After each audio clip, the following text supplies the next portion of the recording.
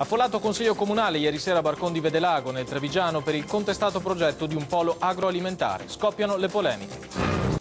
Ci occupiamo adesso di un affollato Consiglio Comunale, quello di ieri sera a Barcon di Vedelago, nel Trevigiano, per il contestato progetto di un polo agroalimentare. Poro bocciato, vediamo.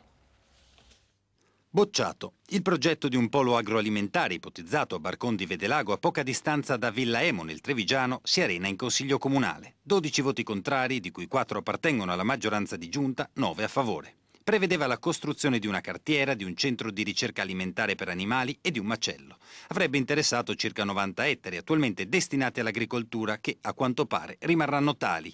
Una vittoria per i comitati che ormai da tempo si oppongono al progetto. Oltre 200 le persone che hanno assistito alla seduta cruciale del Consiglio Comunale. Slogan e striscioni per impedire la cementificazione dell'area. Arrabbiato e deluso il sindaco di Vedelago, Paolo Quaggiotto, per il quale ieri si è buttata al vento una grande occasione che avrebbe portato giovamento all'intera comunità, 600 posti di lavoro, sottolinea. Per il sindaco il fatto che a far naufragare il progetto siano stati fondamentali i voti di alcuni consiglieri di maggioranza non significa una rottura politica. La votazione è stata infatti trasversale, ha concluso Quaggiotto. Ognuno ha votato in piena libertà.